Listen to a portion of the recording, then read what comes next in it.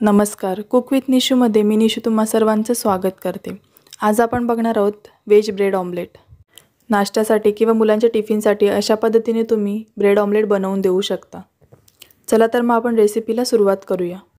ह्या रेसिपीसाठी इथे मी गव्हाचे ब्रेड घेतलेले आहेत। तसेच एक मोठ्या आकाराचा टोमॅटो बारीक चिरून घेतला आहे। थोडीशी पालक होती माझ्याकडे, ती देखील मी इथे बारीक चिरून घेतले 2-3 पानं। एक मोठ्या आकाराचा कांदा आहे, तो देखील बारीक चिरून घेतलेला आहे। 2 ते 3 हिरव्या मिरच्या बारीक चिरून घेतल्यात। तसेच थोडीशी कोथिंबीर इथे बारीक चिरून घेतलेली आहे।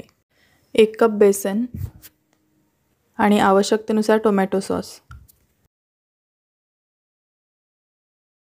आता मी इथे ब्रेडला सॉस लावून घेते। सॉस सोबत तुम्ही इथे हिरव्या चटणीचा देखील वापर करू शकता, त्याने देखील चव छान येते।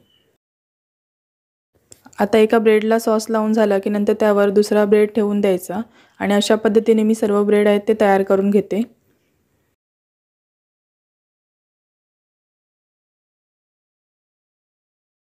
सर्व ब्रेडला सॉस लावून तयार आहेत। आता अशा पद्धतीने त्रिकोणी आकारामध्ये ब्रेड आहेत ते कट करून घ्यायचे। अशा पद्धतीने कट केल्यामुळे ते दिसायला सुद्धा छान दिसतात। ब्रेड ऑमलेटसाठी ब्रेड तयार आहेत। आता आपण त्यासाठी लागणारे बॅटर तयार करून घेऊया। त्यासाठी इथे मी एक मोठा बाउल घेतलाय, त्यामध्ये बेसन तसंच इतर जे साहित्य आपण घेतले कांदा टोमॅटो वगैरे ते सगळं आपण ह्यामध्ये आता ॲड करून घेऊयात। मी इथे पालकच्या पानांचा वापर केला, तसंच तुम्ही ह्यामध्ये थोडासा गाजर किसून देखील घालू शकता। तसेच त्यामध्ये आता मी चवीनुसार मीठ, हाफ टीस्पून हळद,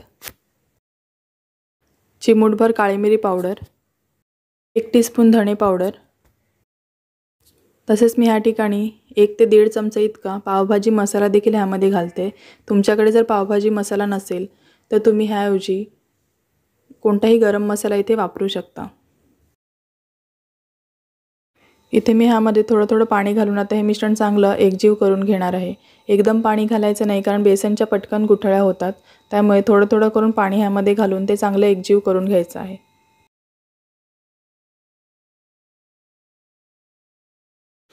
साधारणतः अशा पद्धतीची कन्सिस्टन्सी असलेलं बॅटर आपल्याला तयार करून घ्यायचं आहे। आता एक एक करून ब्रेड स्लाइस आहे तो अशा पद्धतीने बॅटरमध्ये व्यवस्थितरित्या मिक्स करून घ्यायचा।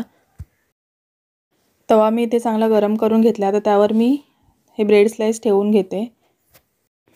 तव्याला थोडंसं तेल स्प्रेड करून नंतर त्यावर ब्रेड स्लाइस ठेवायचं आहे। अशाच पद्धतीने बाकीचे सर्व ब्रेड स्लाइस आहेत ते देखील आपण तयार करून घेऊयात।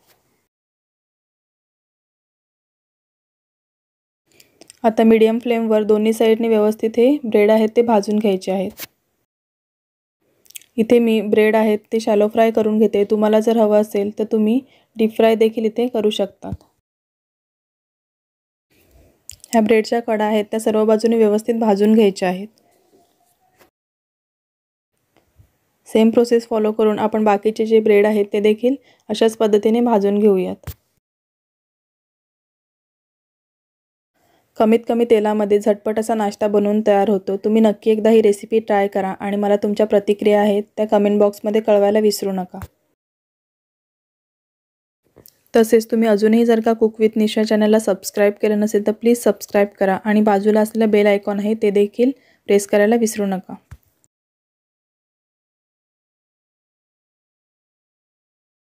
तुम्ही इथे बघू शकतात अशा पद्धतीने ब्रेड आहेत ते सर्व बाजूने व्यवस्थित भाजून घ्यायचे आहेत, जेणेकरून बेसन आहे ते कच्चं लागणार नाही। अशा पद्धतीने आपले व्हेज ब्रेड ऑमलेट आहेत ते तयार आहेत। आपण आता ते प्लेटमध्ये काढून घेऊयात। हे ब्रेड ऑमलेट आहेत ते तुम्ही असेच गरमागरम खाऊ शकतात, कारण आपण ह्यामध्ये सॉस लावलेला आहे।